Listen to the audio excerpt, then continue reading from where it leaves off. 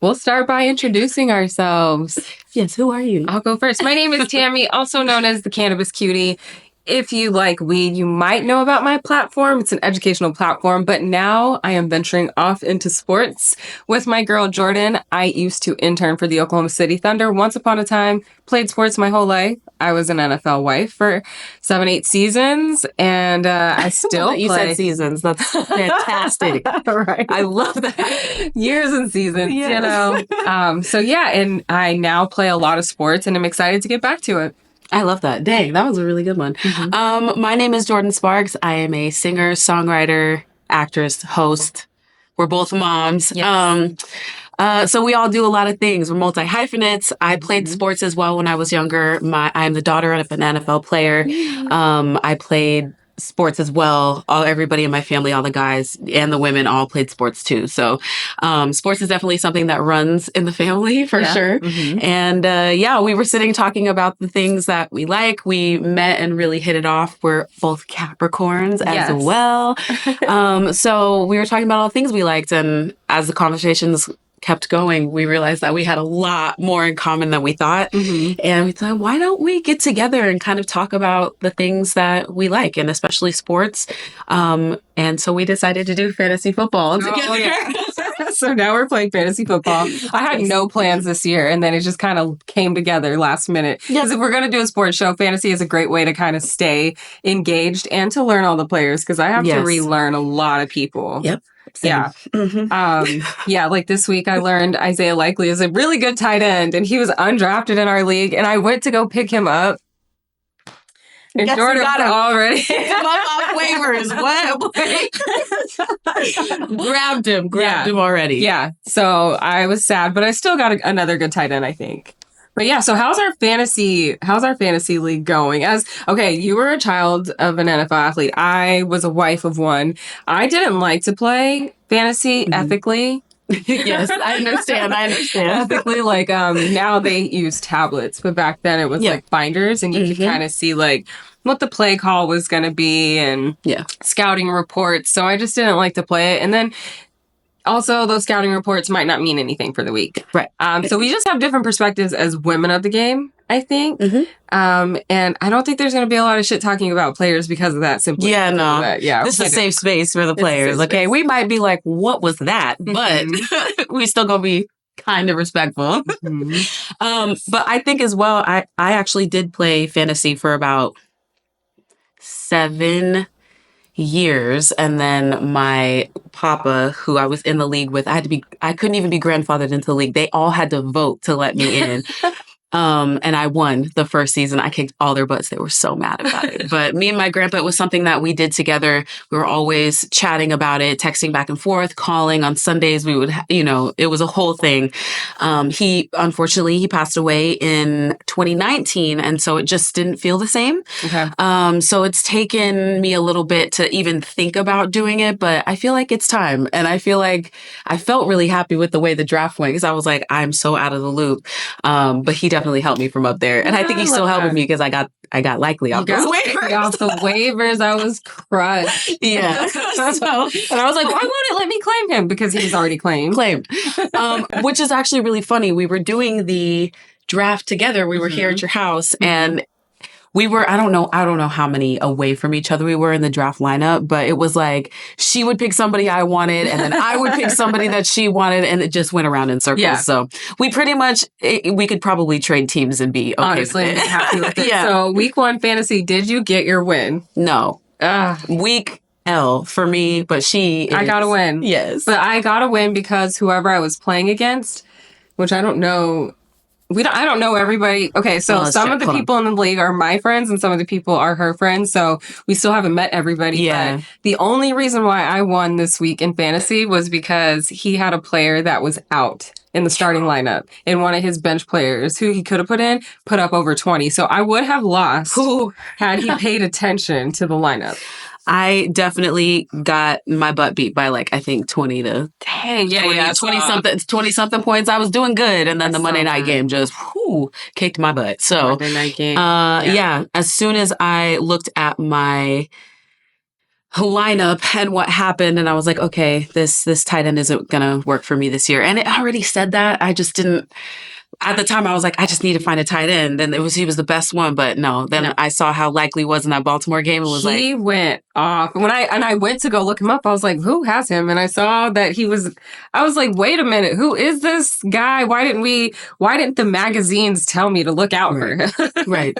Actually, that is crazy because I didn't see anything on him either. So it was kind of like he was definitely a sleeper surprise, but he did it. He did it. And I think with the way Lamar Jackson is playing now, like he's slimmed down, he's faster, he's just moving the ball so crazily. Like a running back. Yeah, I'm excited to see what he's going to do this year. Overall, I don't have him. Somebody took him from me in the draft. Yes.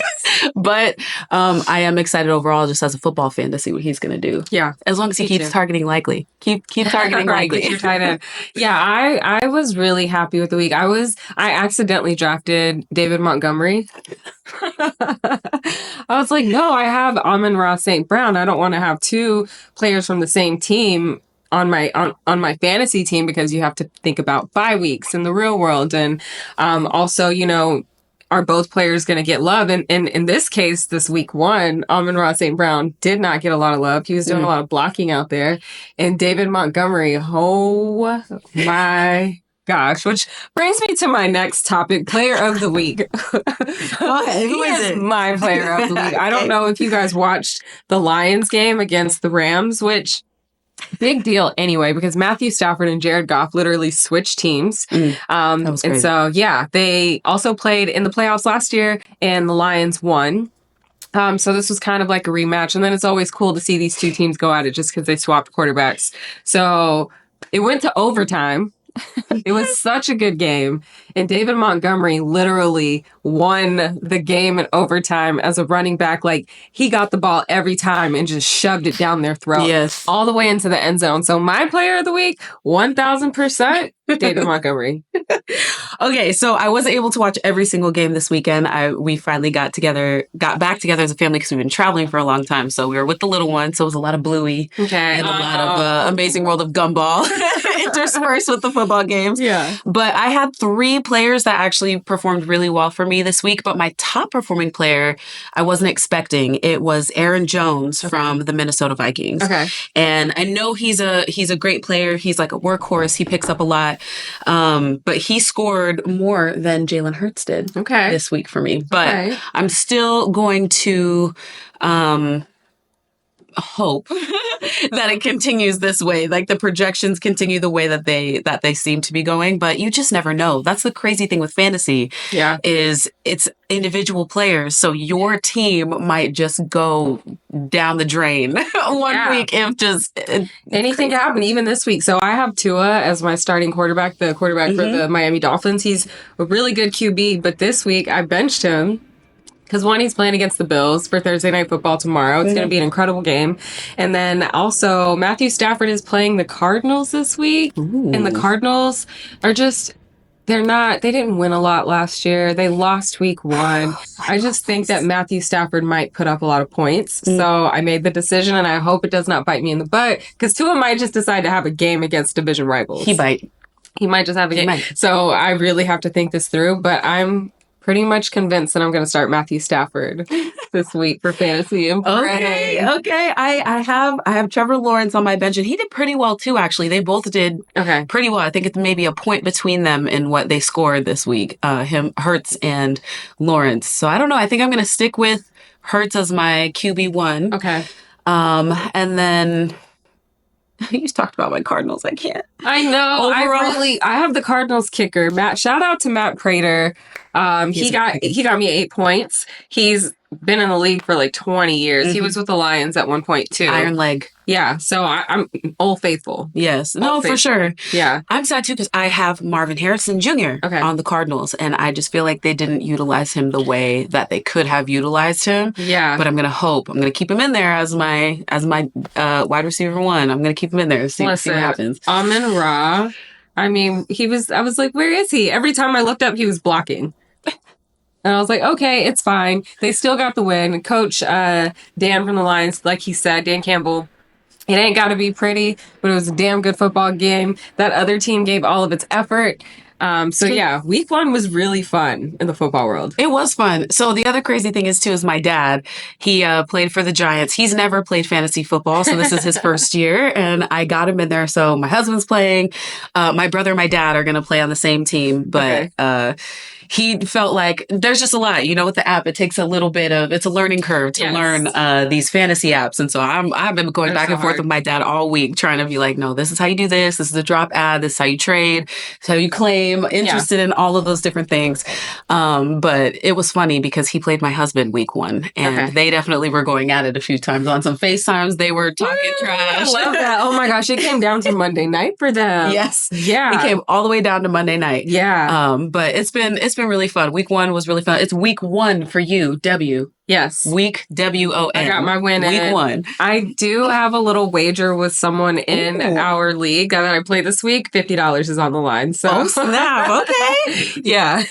Okay. Yeah, I like that. Get some money in there. We used to play, we played for a pot when I played with my grandpa. Okay. And so when I did win that first year, they were so mad. They lost all their money to me. They lost all their money. But it's okay. Oh, let's tell them about our little... Ooh, yes. Okay. So because this is a girls' sports show, we have to talk about astrology, right? We both love astrology, and we want to look at the astrology of what's going on next week and see how that affects the game. So if we have aggressive energy, will that cause more NFL fights? If we have very emotional energy, are we gonna have outbursts from coaches, from the coaching staff? Yeah. So just kind of want to look at that heading into Thursday through Sunday. What app should we use? Should we use an app? Should we use an app? Should we read the weekly? Let's look at that one. I'll also look at the pattern. Oh, that might be a good one. Why isn't there a sports astrology app for sports bettors?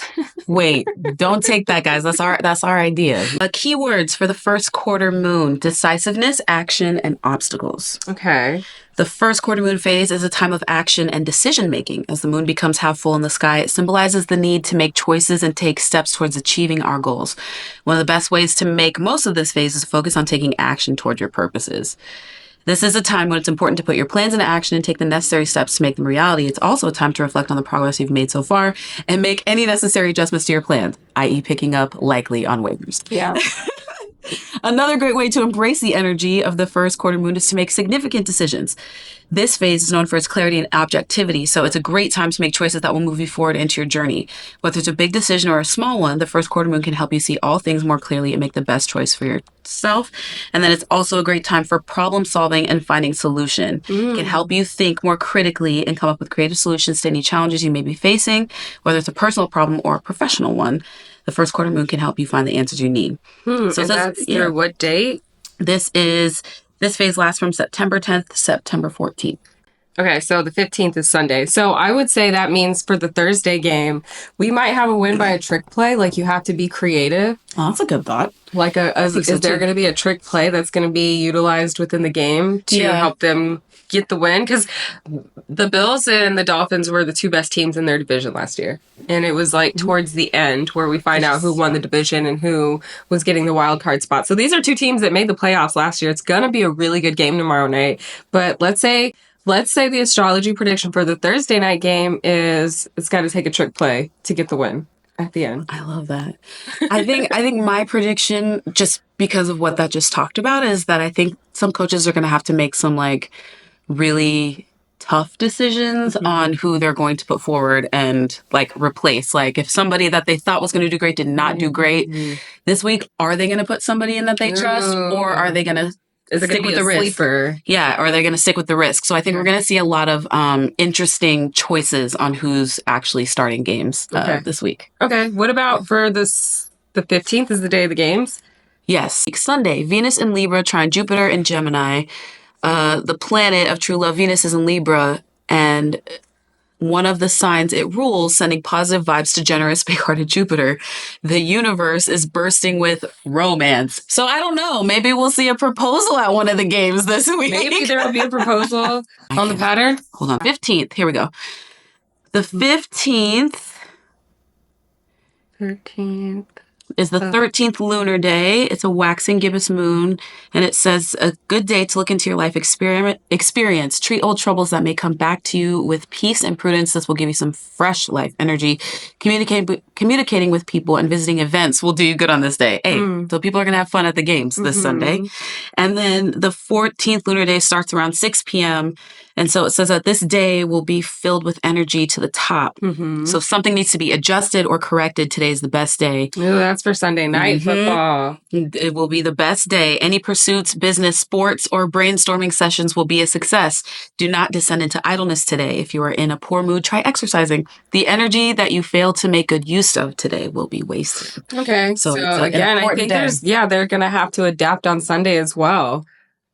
Okay. So lots of planning. As long as the teams are prepared for this coming week, they'll do well. One of the things that I love about football is when teams underestimate really bad teams and then they lose. Yes. You have to respect your opponent walking out onto that field or you're liable to be beat. So, hey. Say it again for the people in the back. Right? You have to respect the people out on that field. And that's just in life. That's life advice. You've got to respect your opponent. Yes. Always. Always. You got to be not 2 steps ahead, but you got to know that they might be 2 steps ahead. You got to keep it together. They have nothing to lose. Good point. Good point. That's a very good point. All right. But yeah. So any predictions for the week? Predictions for the week overall in football or just overall? We've got some big games. Thursday night football is going to be a big one. Who do we have for Monday night football? I think the Eagles and... I got all the lists. Yeah, I know. Okay, first of all, guys, we talk about this fantasy thing, and she's like, okay. And she's like, you want me to share my notes? And I say, yeah, sure. I'm thinking it's going to be like one note. It's all the notes. It's all 32 teams, separated by division, separated by AFC, separated by who they play. Like, this girl. I did work. She did. In preparation for this here, for you all. She went in. I went in. So for Sunday night football, we've got the Bears versus the Texans. Oh, yeah, Dana's going to that game. Oh, wow. Yeah. Okay, it's in Texas. Okay, yeah, all right. So I think that's going to be something shocking might happen where they're going to have to adapt. Yes. Monday Night Football is Atlanta and the Eagles. The Eagles in Philly. Ooh, I don't know. It's always a toss-up, like, at home when you have someone that well, I guess they play in a dome. It could be cold. Who knows? It could be different. Disclaimer, I hate the NFC East. If you're watching, you probably already know why, but it's because it's the conference where the Cowboys live. And Cowboys fans, oh my God. They live it. They live it. Live it. The way they behave, you would think that in the last 20 years, they have at least 10 Super Bowls. Every single one. But they got the same amount as Detroit and the Cleveland Browns. Yep. It's like, whoa. But I get it. I'm loyal to my Lions, too. So it is what it is. I'm loyal to the Cardinals and the Giants. It's been tough. The Giants. But it's okay. The Giants. Yeah. No. That's it. They're in the NFC East, so I would take them over... Yeah. Dallas. Yeah. Yes. Okay, so prediction. I think the Eagles are going to whoop Atlanta. Okay. But I don't think they're going to do it. I don't think it's going to be a landslide. I think it's going to be a fight till the end, but I think the Eagles are going to take the win. Okay. I'm going to give it to the Eagles as well. Sunday Night Football, I would love to see the rookie upset the Texans. But I'm also really cheering for the Texans quarterback. I think He's going to be in the MVP race this year. Okay. Yeah. Big prediction. Yeah. Big prediction. Okay, I like CJ. that. I'm going to, because I like going home and things being okay, I'm going to say I hope the Bears win. Yeah. For the sake of my relationship. The Bears are going to win Sunday night, okay? Yeah. But yeah, I think it's going to be a lot of fun. I feel like once we get all this together and feel like and like streamline it, I think we're gonna like have something good here. Yeah, I think so too. This has been a fun pilot. If you have any suggestions, let us know. We are open, and we'll get better like honing in on like the astrology stuff and figuring out how that's gonna work. But yeah, we're gonna do this. We're gonna do it because that's how ideas start. Yay! Bye.